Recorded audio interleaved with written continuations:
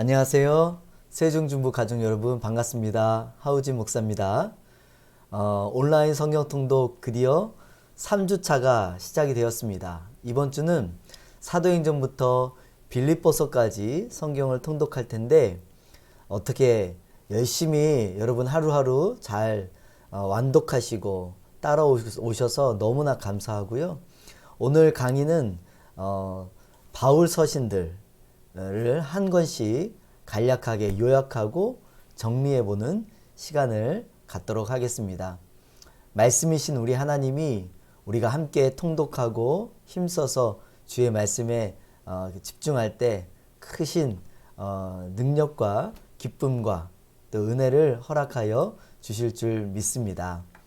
오늘 먼저 강의한 11페이지를 한번 펴보시면 그 바울 서신 괄호 안에 이렇게 써 있습니다. 바울의 편지를 통해 전해진 예수 그리스도의 복음이다라고 쓰여져 있죠. 여러분 잘 아시는 것처럼 신약 그 22편의 서신서들 중에 13편이 사도 바울이 썼습니다. 그중 9개가 지역 교회를 향해서 보내는 편지였죠. 그래서 수신교회에 이 편지를 받는 그 교회의 이름을 따라서 성경의 책 제목도 정해졌습니다. 그럼 가장 먼저 우리가 살펴볼 서신서는 성경의 보석이다라고 불릴 만큼 매우 체계적이고 복음의 핵심을 다룬 로마서부터 우리 함께 정리하도록 하겠습니다. 표를 한번 보실까요? 로마서는 로마 방문을 결심한 바울이 로마 교인들에게 자신을 소개하는 자기소개서 같은 편지다라고 할 수 있습니다. 특별히 키워드로는 로마서 1장 16절부터 17절까지 복음에는 하나님의 의가 나타나서 믿음으로 믿음에 이르게 하나니 기록된 바 오직 의인은 믿음으로 말미암아 살리라 함과 같으니라. 이 말씀은 우리가 모두 다 한번 암송하고 외워봐도 참 좋을 만큼 이 구원의 복음의 핵심적인 모든 용어가 담겨져 있는 말씀입니다. 특별히 로마서 8장 1절 2절도 로마서의 대표적인 성경 구절이죠. 다 같이 한번 읽어볼까요? 시작. 그러므로 이제 그리스도 예수 안에 있는 자에게는 결코 정죄함이 없나니 이는 그리스도 예수 안에 있는 생명의 성령의 법이 죄와 사망의 법에서 너를 해방하였음이라. 아멘.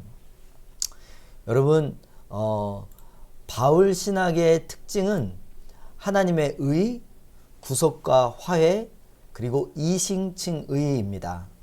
이 세 가지가 바로 오늘 좀 전에 살펴보았던 1장 16절에서 17절 속에 다 나와 있습니다.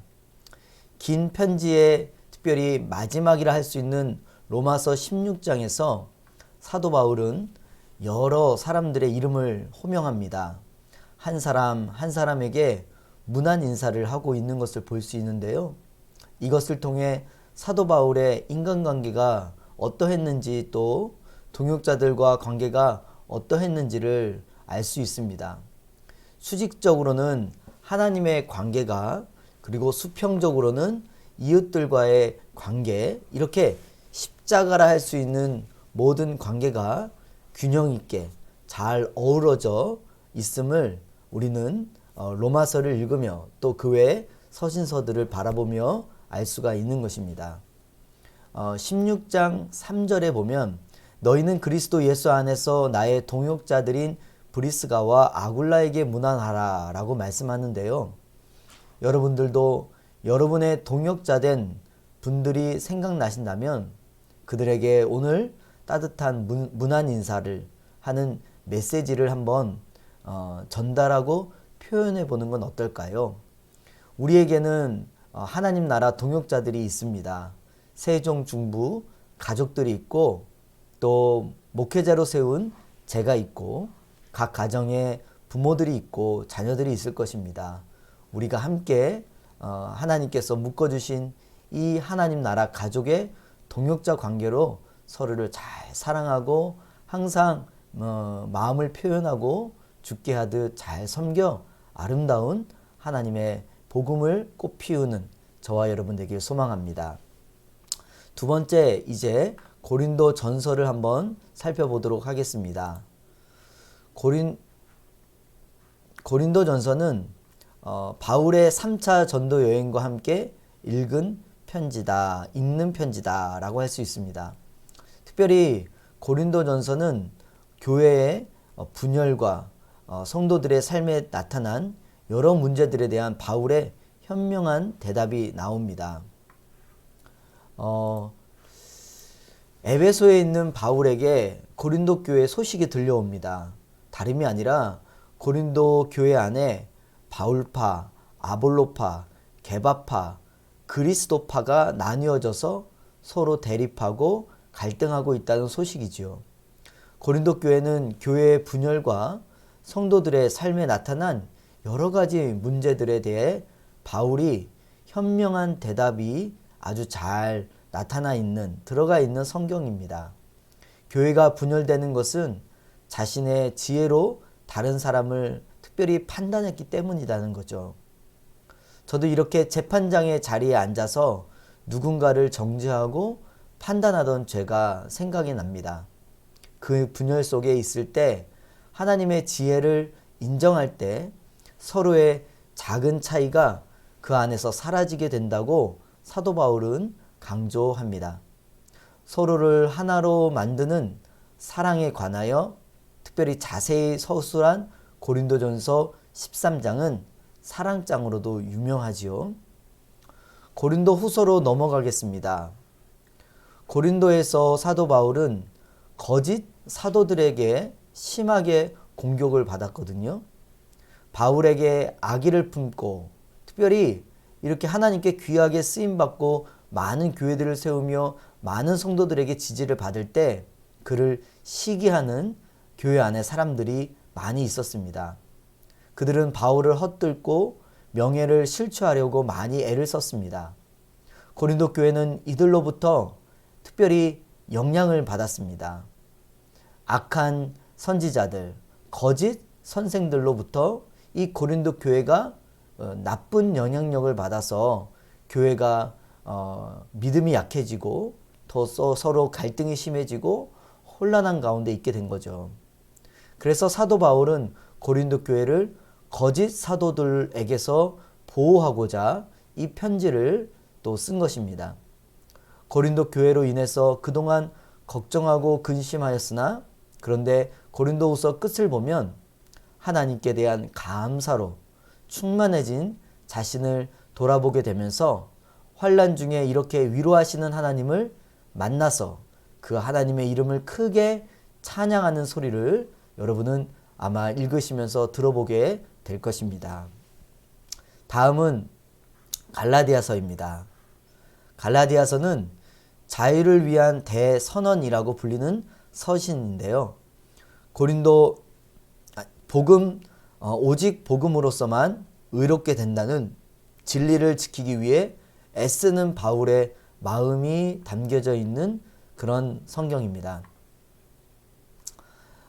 갈라디아서는 특별히 할례와 율법을 통해서만 구원을 받을 수 있다라고 말했던 이 거짓된 복음이 갈라디아 교회에 들어왔다는 소식을 바울이 듣게 됩니다. 그래서 그 갈라디아 교회 안에 있는 성도들, 갈라디아인들을 설득하고 바른 복음을 전수하기 위해서 쓴 서신서입니다. 예수 그리스도의 복음을 마음으로 믿어 구원을 받는다는 데에는 여러분 어떤 조건도 있을 수 없다는 것을 특별히 핵심 메시지로 전하고 있습니다. 오직 복음으로만, 우리 주 예수 그리스도를 믿음으로만 우리가 의롭게 되고 천국 백성이 되고 구원을 얻는다라는 이 진리를 지키기 위해 애쓰는 사도 바울의 마음이 갈라디아에서의 오롯이 잘 드러나 있습니다. 다음은 에베소서입니다. 에베소서는 일생을 자유를 위한 죄송합니다. 일생을 교회를 위해 살았던 바울이 로마의 감옥에 갇혀 있을 때 보낸 옥중 서신 중에 하나입니다. 4대 옥중 감옥 안에서 쓴 편지가 있죠. 에베소서, 빌립보서, 골로새서, 빌레몬서입니다. 이 편지들을 통해서 교회가 무엇인지를 특별히 정리해주고 있는데요. 그의 발자취를 돌아보니 모든 여정 가운데 하나님의 섭리를 인정하게 되었고, 그 섭리를 올라가 거슬러 올라가 보니 그 시작은 특별히 창세 전이었다라고 에베소서에 고백하고 있습니다. 사도 바울은 하나님의 섭리 곧 하나님의 역사하심을 찬양하면서 교회란 예수 그리스도의 몸이며 하나님께서 온 세상을 창조하시며 만물 가운데 충만케 하시는 하나님의 충만함이 바로 교회다 라고 정의를 하고 있습니다. 에베소서를 읽으면서 우리는 모든 만물 가운데 충만히 계시는 하나님, 그 하나님께서는 오늘도 창세 전부터 준비하신 그 사랑으로 자녀들과 교회를 여전히 돌보고 계신다는 사실을 얼마나 우리에게 힘이 되고 위로가 되는지 모를 것입니다. 성경을 읽으면서 한번 그 하나님이 주시는 힘과 위로를 경험해 보시길 바랍니다. 특별히 바울은 교회에 4가지를 요청하는데요. 바울이 교회에 요청하는 4가지는 이렇습니다. 첫 번째, 교회의 일치를 이루라. 하나 되어라. 같은 생각, 같은 뜻, 하나님 중심, 말씀 중심, 교회 중심의 그런 인생을 이루라 라는 것이죠. 두 번째, 그리스도인의 덕을 세우라.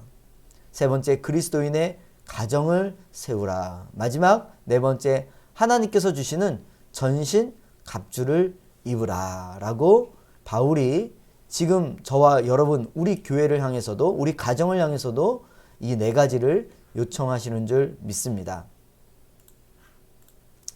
진리의 복음, 믿음, 구원, 하나님의 말씀이 우리로 하여금 악한 세상에서 우리로 바로 서고 하나님의 능력을 나타나게 하면 큰 힘이 될 것입니다. 그리고 그렇게 믿고 선포하며 나아가는 저와 여러분 되시길 주님의 이름으로 축원합니다. 다음은 빌립보서입니다.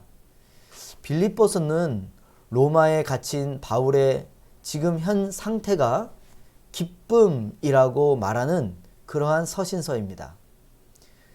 바울의 기쁨은 바울이 고난과 함께 묶여있는 기쁨이다 라고 할 수 있습니다. 복음을 위해 고난받는 기쁨은 사도 바울의 내면 속에서부터 깊이 올라오는 그런 진정한 기쁨이었고, 또한 그의 전도를 받은 빌립보 교회의 기쁨이다 라고 이야기하고 있습니다. 자신이 감옥에 갇혀 있음에도 불구하고 빌립보 교인들을 오히려 이렇게 위로하면서 사랑의 편지를 적어 보내는 사도 바울의 마음이 빌립보서를 통해 고스란히 우리에게도 전해지게 될 것입니다. 그리스도께서 낮아지신 것처럼 유오디아와 순두계가 서로 낮아지면서 그리스도의 충만한 믿음에 이르기를 특별히 권하고 있습니다. 빌립보서의 중요 말씀들을 한번 살펴볼까요? 주 안에서 항상 기뻐하라. 내가 다시 말하노니 기뻐하라. 4장 4절이 핵심 주제입니다. 특별히 빌립보서에서 유명한 성경 구절인 4장 6절부터 8절 말씀을 우리 다 같이 한번 읽어보며 받도록 하겠습니다. 시작. 아무것도 염려하지 말고 다만 모든 일에 기도와 간구로 너희 구할 것을 감사함으로 하나님께 아뢰라. 그리하면 모든 지각에 뛰어난 하나님의 평강이 그리스도 예수 안에서 너희 마음과 생각을 지키시리라. 끝으로 형제들아, 무엇에든지 참되며 무엇에든지 경건하며 무엇에든지 오르며 무엇에든지 정결하며 무엇에든지 사랑받을 만하며 무엇에든지 칭찬받을 만하며 무슨 덕이 있든지 무슨 기름이 있든지 이것들을 생각하라. 아멘. 빌립보서가 묘사하는 특별히 예수님이 이러이러하다라는 것을 보게 되는 대로 마지막으로 한번 빌립보서가 묘사하는 예수님에 대해서 제가 정리를 해보았습니다. 보시겠습니다. 빌립보서가 묘사하는 우리 예수님은 첫 번째 의의 열매의 근원, 또 1장 18절에 기쁨의 이유, 1장 20절에 내 몸에서 존귀하게 되실 분, 21절에 내 안에서 사시는 분, 2장 6절 7절에서 종의 형체를 가지신 분, 9절에서 모든 이름 위에 뛰어난 이름, 3장 8절에 가장 고상한 지식의 본체, 마지막 4장 13절에 내게 능력 주시는 자, 이렇게 예수님을 묘사하였습니다. 다음은 골로새서입니다. 에베소서를 통해서 교회가 무엇인가를 정의했다면 비슷한 시기에 골로새서를 통해 에바브라가 목회하고 있는 골로새 교회에 예수님이 누구신지에 관하여 설명하고 있습니다. 당시 골로새에는 영지주의라고 하는 이단의 철학이 팽배하였고요. 특별히 신비주의, 금욕주의 등등 온갖 철학과 이단들이 아주 가득 찼습니다. 바울이 처음 만난 예수님은 다메섹으로 가는 도중에 만난 예수님이시죠. 사도 바울은 예수님이 세상의 모든 것을 만드신 창조주 하나님이라는 사실을 그곳에서 확신하게 됩니다. 바울은 골로새 교인들이 믿음에 거하고 터 위에 굳게 서길 권하며 또 하나님을 아는 것에 잘하게 되기를 계속해서 권면하면서 격려하면서 이 골로새서를 쓰고 있습니다. 다음은 데살로니가 전후서입니다. 데살로니가 전후서는 특별히 재림 문제로 혼란한 교회에 보낸 서신서다라고 했습니다. 주제 문구는 5장 23절인데요. 평강의 하나님이 친히 너희를 온전히 거룩하게 하시고 또 너희의 온 영과 혼과 몸이 우리 주 예수 그리스도께서 강림하실 때에 흠없게 보존되기를 원하노라. 아멘. 예수님이 다시 오시는 재림하실 날이 가까이 왔다고 하여 그 당시 초대교인들 중에 아무 일도 하지 않고 이렇게 예수님 오실 날만 기다리는 성도들이 많았다고 합니다. 이렇게 재림에 대한 오해로 인해서 잘못된 성도들의 삶이 데살로니가 성도들의 삶을 나태하게 만들었습니다. 일상과 생업으로 돌아가서 오늘이라는 삶을, 이 일상이라는 삶을 열심히 하루하루 최선을 다해 사명을 감당하는 것이 사도 바울이 강조하고 싶었던 핵심 메시지다라고 할 수 있습니다. 특별히 데살로니가 전서 초반에는 이 데살로니가 교회가 얼마나 칭찬받을 만한 훌륭한 교회였는지 사도 바울이 먼저 감사하고 고마워하고 그들의 성도들의 삶을 격려하면서 특별히 재림과 부활과 이 구원에 대해서 다시 한번 이렇게 교훈하고 복음을 전하는 그러한 서신서입니다. 디모데 전후서입니다. 에베소에 있는 이들과 또 그의 아들과 같은 목회자 바로 디모데에게 보낸 목회 서신으로 특별히 이 사도 바울의 목회적 노하우가 잘 녹여져 있는 성경입니다. 구체적으로 사람은 어떻게 세워가야 되는지 시작하여 아들과 같은 디모데를 향한 애틋함이 느껴지는 따뜻한 겉면을 하나하나 살펴볼 수 있습니다. 리더들에게 주는 겉면 중에서 특별히 말씀으로 무장하라는 메시지가 이 디모데 전후서에 있습니다. 여러분도 동일하게 성령의 검으로 진리의 말씀으로 무장하는 시간이 되고 있다는 것을 저는 생각하게 됩니다. 디모데 후서 3장 16절 말씀 너무나 유명한 구절인데요. 모든 성경은 하나님의 감동으로 된 것으로 교훈과 책망과 바르게 함과 의로 교육하기에 유익하다. 이 말씀을 우리들의 마음 가운데 선포하시면서 여러분의 삶 가운데 변치 않는 말씀의 사랑과 능력이 경험되어지길 축원합니다. 다음은 디도서입니다. 디도서는 디도에게 보낸 목회 서신인데요. 특별히 영적 지도자 지침서, 거짓 교사에 대한 경고, 그리스도인의 품성, 그리스도인들의 사회적 의무가 담겨져 있다라고 할 수 있습니다. 디도는 바울이 어디에 있든지 어떤 문제 가운데 있든지 그곳에 파송하고 보내면 해결을 하고 돌아오는 그런 해결사 역할을 했다고 합니다.